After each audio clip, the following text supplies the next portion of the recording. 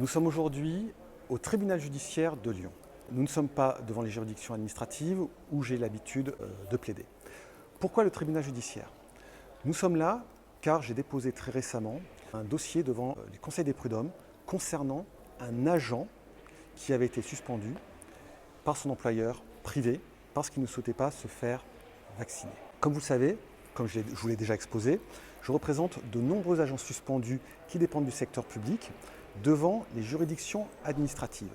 Pour ces agents-là, j'ai contesté la décision de suspension qui leur a été infligée en septembre 2021. J'avais 2 mois pour faire un recours contre cette décision de suspension. Pour les agents publics, donc, quand il s'agit de faire un recours contre une décision qui leur fait grief, c'est-à-dire qui leur porte préjudice, on a 2 mois pour le faire. Devant les juridictions prud'homales, c'est complètement différent. Cet agent a été suspendu en 2021. Cependant, son contrat de travail étant toujours vivant, j'ai toujours la possibilité de faire un recours contre cette décision de suspension qui rentre dans le cadre de son contrat de travail.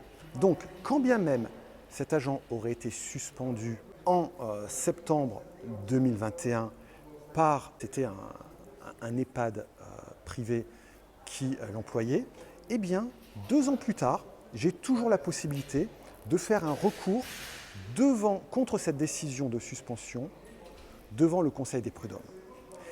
C'est très important parce que cela permet d'avoir une plus grande marge temporelle pour faire le recours. Et puis surtout, ce qu'il faut savoir, c'est que jusqu'à présent, les conseils des prud'hommes sont les juridictions qui ont rendu les décisions les plus favorables aux agents suspendus pour refus de vaccination Covid.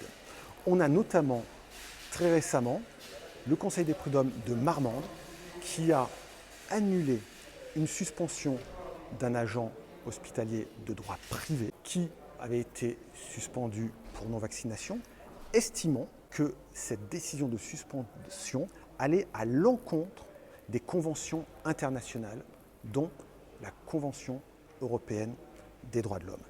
Par ailleurs, on a d'autres décisions du Conseil des prud'hommes qui ont considéré que ces suspensions étaient des sanctions déguisées dès lors qu'elles avaient pour conséquence de priver de salaire l'agent suspendu.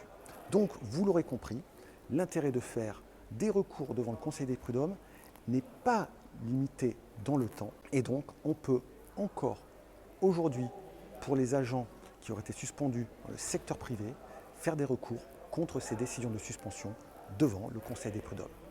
Je vous dis à bientôt. N'oubliez pas de vous abonner.